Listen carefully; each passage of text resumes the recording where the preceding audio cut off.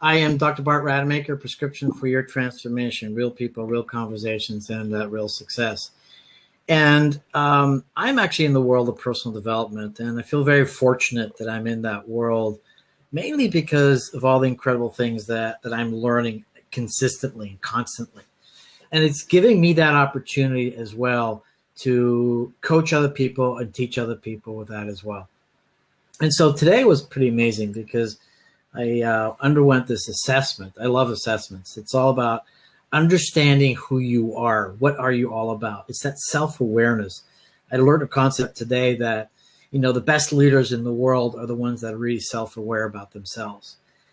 And so one of the things that I discovered was my desire for creativity, my need for creativity and freedom and expression.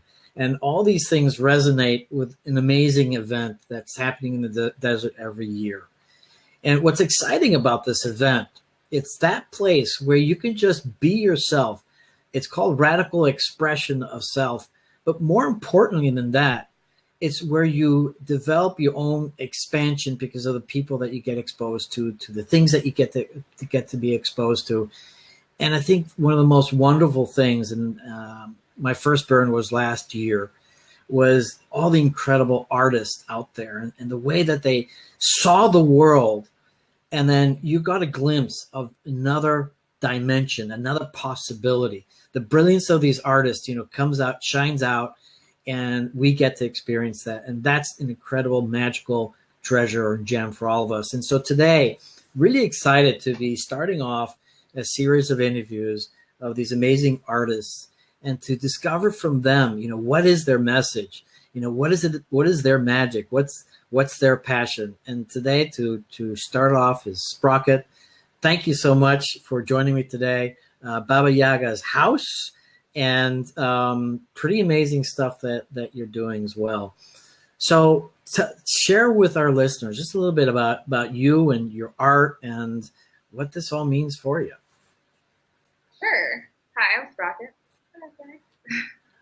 I'm an artist here in Reno, and I work at a collective called The Generator. It's a 35,000 square foot makerspace, which is just as incredible as it sounds. It's really awesome. If you ever are over here, I definitely recommend checking it out. And I'm making an honorarium project called Baba Yaga's house for Burning Man this year, and it's a giant witch house on chicken legs. That I have a huge, amazing crew, and we're just making this community art right now. So one of the things that I really enjoyed, talking to you beforehand is, the essence of the work of Baba Yaga's house. And I think it's important because, one of the things that's cool about, what it is that you're doing and what many artists are doing there at Burning Man is really bringing up things that either that are out of their, not necessarily comfort zone, but it's sometimes things that they really don't want to address. And so that's part of what Baba Yaga is all about. It's that duality, as you were talking about, the kind of dark side and light side. So explain to us what Baba Yaga, what it really represents, and actually, how did you find it? Yeah, so the most well-known story is Vasilisa the Beautiful, which is where Cinderella comes from. It's pretty similar. It's this idea of Cinderella, Vasilisa, the daughter of this man who marries this woman, and she's pretty evil, and she has the two daughters, and that whole trope. And the fire goes out in their hut, and the stepmother's like, I'm going to get rid of this person, this annoying Vasilisa once and for all, and I'm going to send her to Baba Yaga, the witch in the woods, to get fire for the hut. And so Vasilisa goes there, and she has a doll that her mother gave to her before she died, and the doll's spirit and the spirit of her mom help her to outsmart the Yaga. Hey, right. And then the Baba Yaga gives her a flaming skull, and she takes the flaming skull back to her stepmother's house, and the skull actually sets fire to the stepmother and the stepsisters and kills them. So it's and it's a classic Slavic fairy tale, or if you've heard like, Grimm's fairy tales or German fairy tales, it's dark, like there's an aspect of it where you kind of get what you deserve. And, yeah, and you have to like be crafty about it, and you have to have some guidance. Yeah, I like all those aspects of it. Okay. So are you getting what you deserve today because you've been ignoring your little girl? She wants a cookie. She wants a cookie. Kids are amazing. They figure out our trigger points where they can get the most leverage, and just amazing. They're geniuses at this. So now she's not coming with you to Black Rock City, is she? I'm trying to make that happen. Is that right? Awesome. Yeah, yep. I've been aside from family and Yaga, I'm actually renovating a 1956 Shasta trailer. Oh, wow. I can bring it with me. So yeah, it's something I really want to happen, because it's Baba Yaga is also this ancient crone mother, and there's a lot of mothers and grandmothers on this crew, and that's really important. And there's a lot of fathers on this crew who have daughters. So there's just a lot of this like matriarchal, like power matriarch thing going on. And so I really want to be able to bring Elliot, bring my daughter, and have her come and see it. Plus all for aunties and her cousin grandmommy, whatever, people are going to be there. And I think it would be so beautiful. So that's a huge goal. Yeah, well, that would be totally awesome. In fact, I was trying to bring my own son with me this year. He's a little older. He's actually in his 20s. Not sure he's going to make it. He's finally very committed to what he needs to do in life and build his own career. But let me ask you this in regards to the house. I mean, describe for us, what does it look like? So we should have had some pictures today. Maybe I can post some pictures later on and tag them with, or maybe you can, if you want, tag some pictures on it later on, because when I first saw that, I said, wow, this is pretty cool. This is very unique. And one of the things, for people out there, and unfortunately there's a lot of misconception about what Burning Man really is. And I'm now a lifetime burner because it's such a beautiful environment, and people working together, respecting each other, and just that opportunity to feel really quite free and be that person that is actually hidden from society because of whatever reason. And so so your house is really cool. So if you were to describe it, how would you tell somebody what it looks like? And yeah, so the most iconic, amazing thing about her house is that it's on chicken legs. Okay. So imagine basically it's like a tiny house, a 2-floor tiny house that is very ramshackle and has existed in the wood for thousands of years. So that on top of 12-foot tall metal chicken legs. So what it's quite big actually. So can people actually get into it or not? Yeah. It's 10 by 16, and then it's 16 feet tall, and then that whole thing is on top of a deck. It was going to be wraparound, but now it's just 3 sides because we consistently add different creepy elements to it. We actually have to stop at this point because it's I feel like every time we have a work session, somebody's like, but what about this? And then, then it goes off on its own. So yeah, it'll be the house on top of the deck, and then 2 staircases with the chicken legs.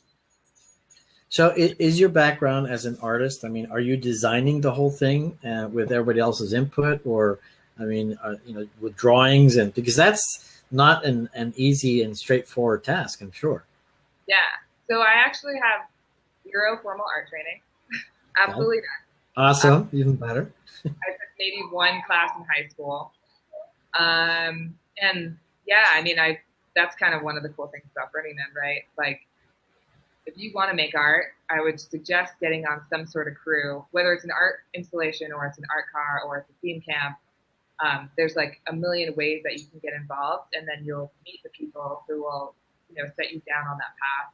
And also people will see the things in you, the natural abilities, and then that just kind of gets fed by the community, and then you just, keep going and keep growing. Right. I I talked to this person on the Blazing Lily Gals cruise. She's from Calgary, and she's an accountant during the day, you know, and like just in the last couple of years, she started making art. And I think there's a lot of us who just didn't have the resources or exposure to making art. And like, you know, you're on your own, yeah, your like own little path of like, okay, stability and a job and whatever. And art, you know, doesn't really factor in, but it's like something that you've always wanted, you know, like in the back of your heart and mind. And then you come to burn, and that's kind of like set, you know, set free. Mm. So yeah, and I would say that pretty much 95, 99% of my crew is not artists or don't have an artist background. They're craftsmen. So they, you know, they're a construction worker or a contractor or a sheet metal or a steel worker. So they don't have art training, but they're artists, you know. Right. They're from a different branch of that. Right.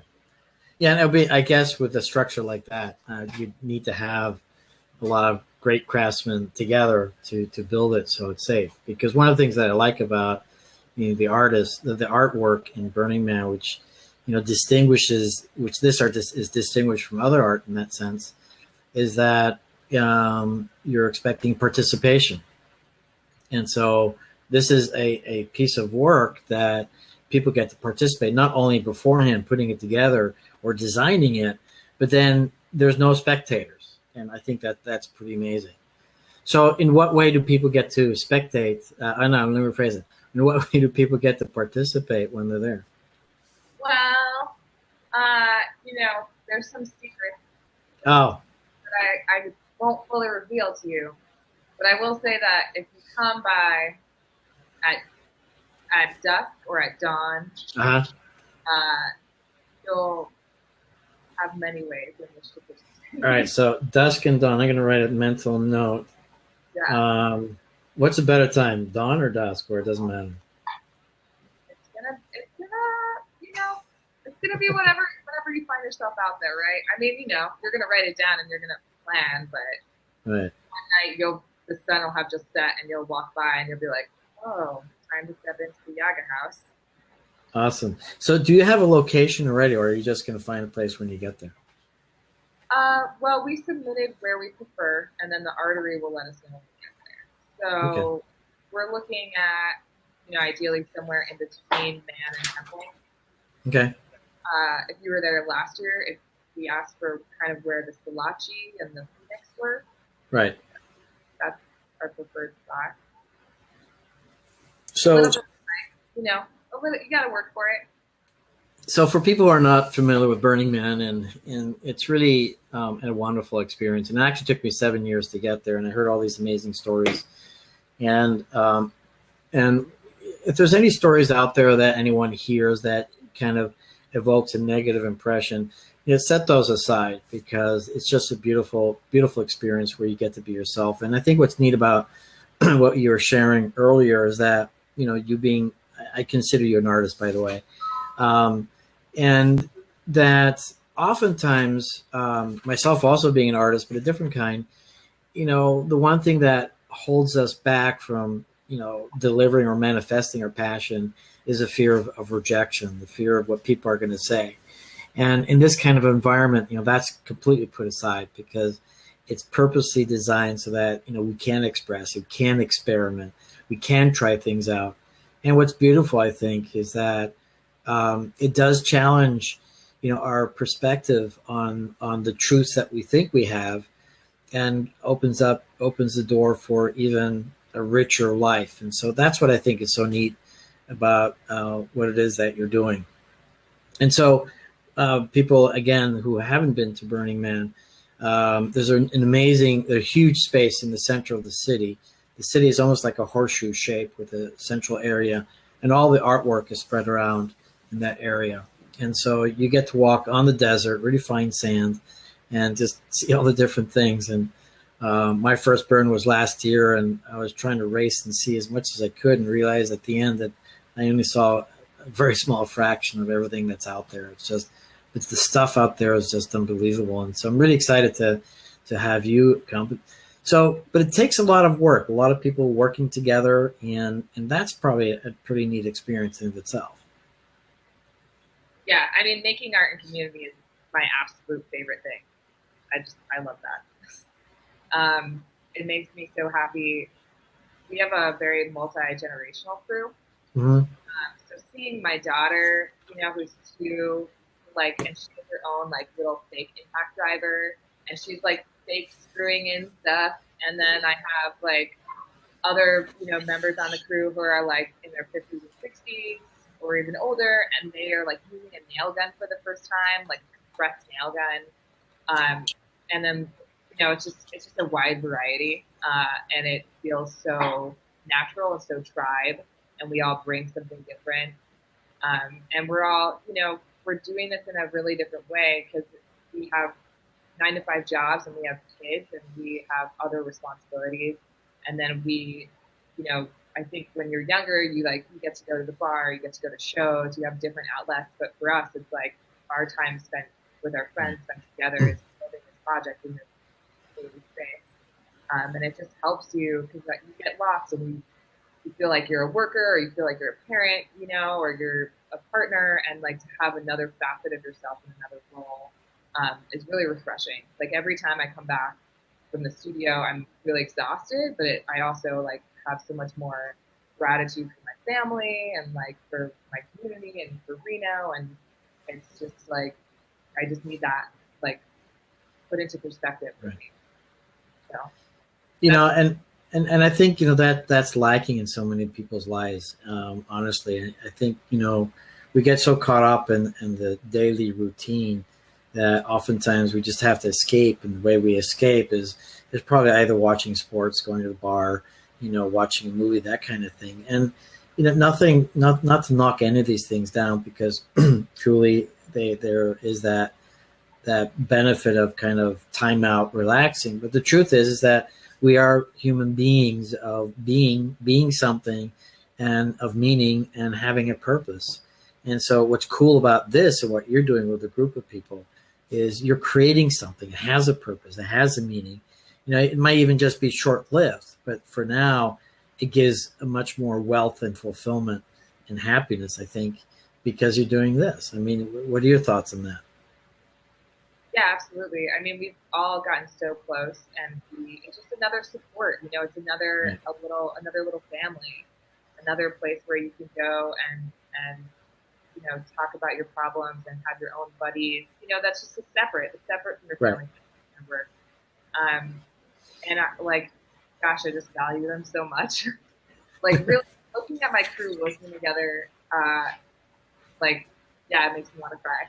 Like that's the part. Uh, So I'm also a mama bear, so that comes through a lot. But I wouldn't, I would have never applied for this grant or actually got the engineering done or pushed this project as far as I did if it wasn't for the fact that I've had this group of people that really believed in it, really wanted to make it happen, right. and I felt like I owed it to them. Like they wanted to make it come to life as much as I did, and I think if it had just been me with like a sketchbook, like it would have just never happened. And that's yeah, again, like that's the power of Burning Man. I mean, you suddenly have a crew of 15 people that are like, hell yes, let's make Yeah. it, and you're like, whoa, I didn't think I was capable of this, but I guess, with us all together, we can totally get it done. Right. Yeah. So by doing this now, do you think, after the afterburn, putting it that way, afterwards, do you think you'd be doing a lot more art for yourself and maybe just, back home? Yeah, I have a method, so I always get really depressed after Burning Man. No surprise, right? I mean, you're spending months of your life prepping for this one event, and it's a week, and then you go home, and like, it's hard. Let Right. me say, emotionally, it's very hard, uh, and it can be really isolating. So what I found to be really helpful is I always like book a show or book a project in the fall. So I come home and I'm like grumpy and sad for a couple weeks, and then I just have to start making stuff, and I have to go back to the studio. It's definitely difficult to go from making things in a community sense with your Right. whole crew, and then go back into like, okay, it's me and maybe one other person in the culture. But it just forces me to like get right back into it and not get, get the blues, get the post Burning Man blues, which a lot of artists and burners suffer from. Right. Well, are you feeling the pull towards Burning Man right now? I can't think about it honestly. We have. I got my Burning Man check today, so that was nice. Oh, very good. Yeah, I recognize that time is getting eaten up, and it's going to be here really soon. But we have a lot of work to do, so I'm just gonna let that be over there, not think about it. So anybody out there who's listening and who's part of the community, 70,000 people, city in the middle of the desert. Right now, there's probably nothing there. How can we as a community support you? In what way? And, if you wanted more support, potentially even funding, that kind of thing, how is it that, you could excel even better, if you will, with the support from us? Yeah, I'll do my little pitch. Okay, go ahead. So a bunch of us are English major nerds. That's just the best way to put it. Or have a background in communications or whatever. So we made a book club, which is very, it's bizarre, but it makes sense. It's a fairy tale, it's a story, and Right. we'll bring it to life. And part of what we're doing is we have a Patreon. So if you become a patron at a certain level, we send you a book every month about Baba Yaga, or that's somehow related to her. So this is our May Baba Yaga book. Oh, great. Awesome. But we wanted to figure out a way to make people a little bit know more of the story and more committed to the piece, and just more a way to just have it be more than just I'm donating, which obviously giving us donations in any form is awesome. It costs a lot of money to do this, and all of our labor is free. It's literally 20 volunteers just donating their time, and that's how all of ours is made. So, Right. All donations are great, but we did this book club because we thought it would be just a cool way to connect people. So you can look for Baba Yaga's Book Club on Facebook and on Instagram and on Patreon, and also on my website, justicesprocket.com/Baba Yaga. All the things. And then if you are super into Baba Yaga, which I know you're out there. Trust me, I've met you guys already. It's so cool. I love getting these messages from people from Russia and Czech Republic and all over. Just being my grandmother read me that story, or that's what I grew up with. I understand it's really intense for you guys. It's basically one of our Americanized fairy tales. We're trying so hard to do right by you, Right. all the time out there, just so you know. But if you're really into it, please email us at babayaga's.bookclub@gmail.com. And we might have a special role for you, a special way in which you can give your love of Baba Yaga back at Burning Man. So, Awesome. Yeah. Well, make sure I get all those links at the end of this interview, and so I can certainly put them on there so people can reach out to you. So this is not your first burn, right? So you've done this a couple of times, and you want to share how you got started, because I think it's a cool story. Yeah. It's kind of a dark story, but exactly. There's parts of Burning Man that's like that. I'll do the full story. So I lived in Philadelphia in a collective house, or tree house. Oh, it's very personal already. I feel it. It was just cool. It was a bunch of us. We were right out of college, and we were doing a totally alternative thing. And one of my friends that lived with me, Dylan, committed suicide a couple weeks before Burning Man, and I couldn't I was a preschool teacher at the time, and I couldn't even work anymore, just being so sad, and the kids just being what's wrong, and it was just really painful and rough. And I just didn't know kind of what direction to go in with my life. Everything really felt, when you lose something like that, when you lose an amazing person that matters a lot to you, you kind of don't know what direction to go in. You're just floating. But I had this group of friends, and they were all going to Burning Man, and I had heard about it. I didn't really know anything about it. I mean, also on the East Coast, people out there who are from the West Coast, you don't know how it is, but on the East Coast, at least back then, no one even really talked about Burning Man. I mean, there were small communities of burners in like New York and Philly, but unless you like magically got connected to that community, like you just wouldn't even know it existed. Right. So yeah, I mean, they were like, "Come to Burning Man," and I was like, "All right." And we got in my car, and we drove from Philadelphia to the burn, and it was like a bunch of people I barely even knew. I like got to know them in the drive. Right. I had no idea what I was getting into. I ended up doing early arrival and building Disorient's kitchen, and it was hilarious. Like a quick story. Also, if you're not a burner or you just don't know, Disorient is like a really huge ski camp from New York. So I was camped with a different camp across Playa, but they had given me this early arrival pass, and I didn't. I was like, I got to do right because it's like a gift to be able to come early and build the city. Like I had all of that stuff going on. So I got up at like 7 o'clock in the morning and biked across Playa, which is far, and got to Disorient, like ready to build their kitchen, like 7 in the morning. And like everyone was asleep because why would they? And I just sat there, I think until like 11, like just sat in their community, like just hanging out, like waiting for people to wake up so we could start building. It was just so funny. I mean, I didn't know how to work or, anything. So I was just like, okay, like we're gonna build a kitchen today. Yeah, so that was 2010. So now this will be my 9th Burning Man. I even went when I was pregnant with this tiny one. Is that right? Awesome. Yeah. And what's cool about my first burn was last year. And like I mentioned, it took me 7 years to do it and really had no clue what it was all about. And, I'm just really drawn, to go back again. And I think one thing that really happened was you don't know what to expect. And whatever experience you get is just absolutely phenomenal. And it's that place where you just can explore, you can expand.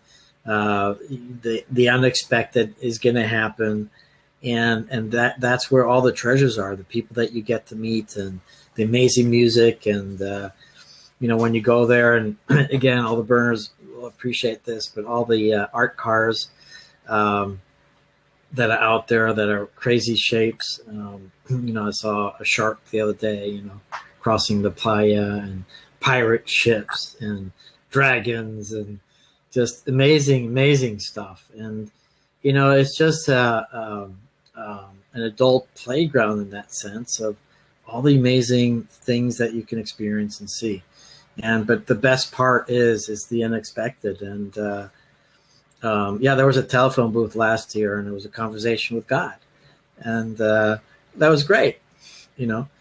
So what were some of the great moments for you over the years? I mean, you mentioned some things that you were very much attached to or liked. And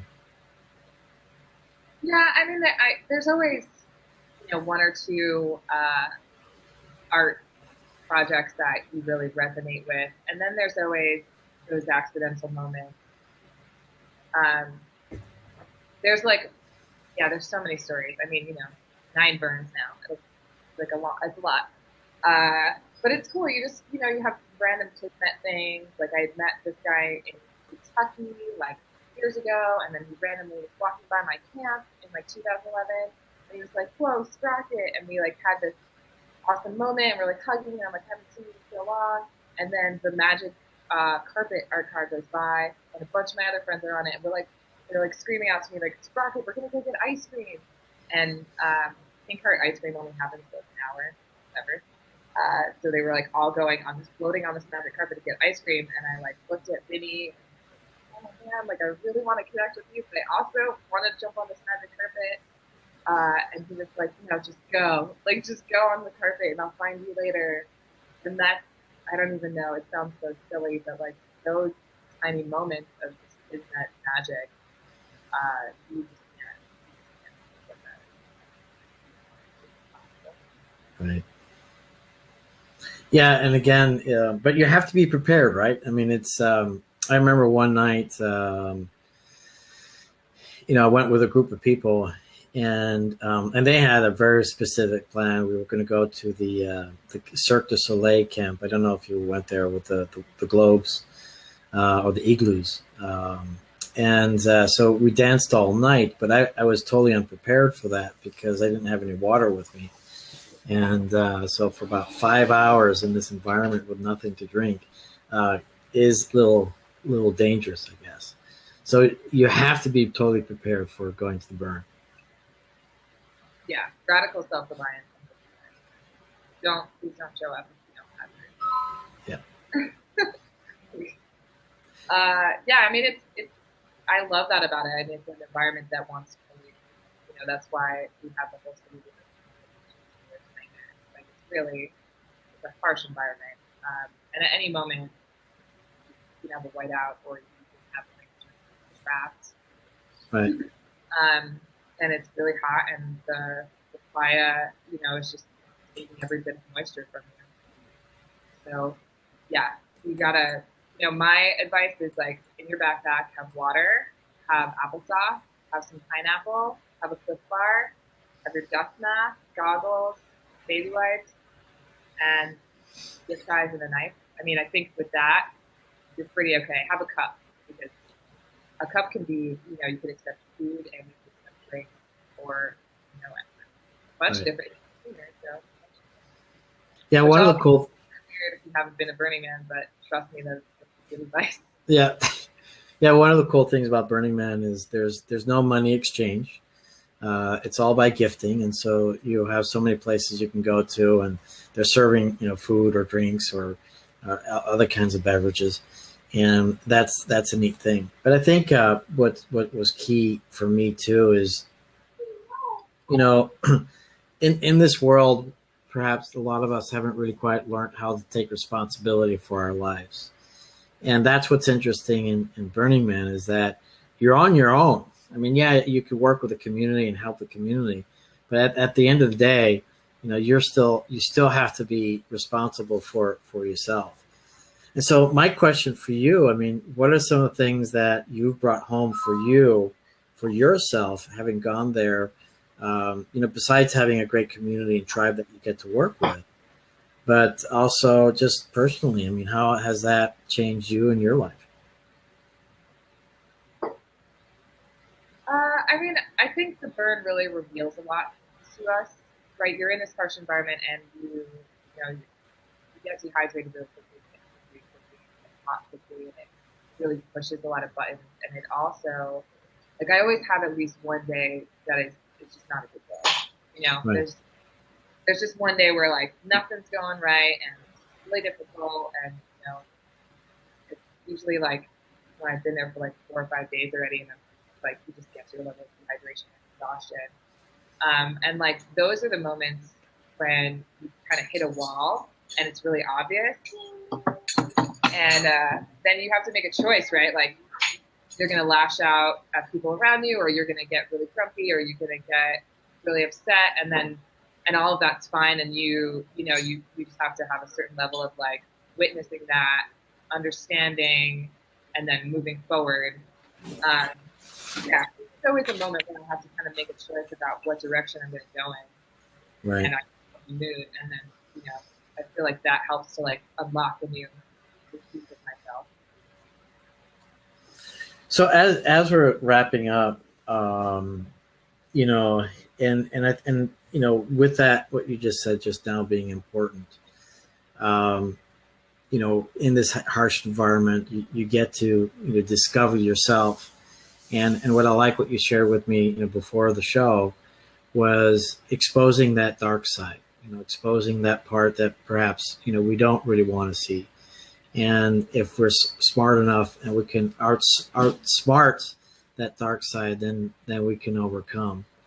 And so I did ask you a question, before, what do you like in real life? Are you that one that confronts and shocks people, and you're not? I mean, I think I'm a very I don't know. I think I'm a pretty straightforward and blunt person. I'm from New Jersey originally, like right outside New York, so I Uh, kind of say what I feel. I don't. There's not a lot of editing that happens. No, no filter, right? Yeah, pretty filterless. Um, and yeah, I mean, I think people have definitely been like, oh, I was afraid of you at first, or I thought you were mean or something like that. Like then they like figure out who I actually am, and they find out that I'm just kind of like a mushy weirdo, like that it's actually, I'll fight for the people I love and protect them, like the mama bear thing. Um, yeah, and there's that sense of duality within us, and that sense of the dark self and the light self, and um, Baba Yaga is very much that. I think we all have that within us, and it's something we're constantly learning and growing and figuring out, how to walk that middle path. Um, and yeah, so much of that project or this project is about that, about like the house being terrifying out front. The whole thing is tilted. The entire house is tilted like down and on a slant, so it's literally like looking at you, like peering at you. And it's going to be overwhelming. If you're not in the right headspace, I think it might be, yeah, a little jarring. But if you go inside, I think you'll find that it's not as dark as it seems. And also, it's going to be your perception, right? Like if you think it's just terrifying, you might have that experience. But if you're open to working through that darkness, there might be some really beautiful light. No, that's awesome. And I just realized now that I had some repressed memories of seeing images of Baba Yaga's house when I was a kid, and it was kind of frightening actually. Now that I think about it, and it was like, okay, no, I don't want anything to do with it. And so I'm very much excited as an adult then to go visit you there and have a whole new experience about what that is. And truly, that's what life is all about. And so I really want to honor you for having the courage to do something like this, and so something so magnificent, because it's part of our culture, and maybe not so much our culture, but certainly the Slavic culture, but it is part of our culture. And duality is certainly part of our life. And as much as oftentimes I think we in the Western world choose to ignore that, we do have that duality. It's the yin and the yang. It's the black and the white. It's the light and the dark. And it's all of that. And, life is in balance. And what's neat about the kind of work that you're doing in the environment that you're doing it, there's a lot of safety. There's that security. It's safe to be free, and it's safe to discover, and that's what I love so much about Burning Man, and obviously the kind of work that you get to share. So with that, what are some final things that you'd like to share about you or your work or your tribe or Burning Man as we wrap up our show today? I would say call your grandma. Call up your grandma and ask her for a story. Have a story ready. I might want to hear your story on Playa. I want to know what your babushka has to tell. And also, we're going to have a camp on Playa, and I'm not going to tell you guys where it's going to be or what it's going to be called. Oh, okay. Really want more information about Baba Yaga, and if you really want to receive a special Yaga gift, look for pieces in the house that'll lead back to our friends.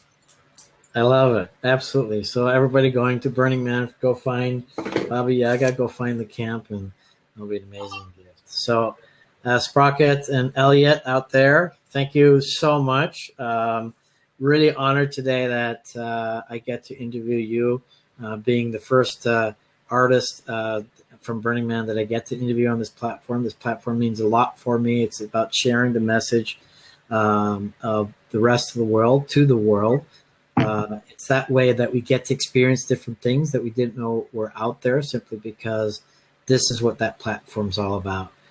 Prescription-free transformation, tapping into your own authentic genius. Just tapping into that brain intelligence, body intelligence, and energy intelligence that's out there. Just discovering new things that make a difference. And as this little girl here gets to experience all of that at a young age, that is just so terrifically awesome.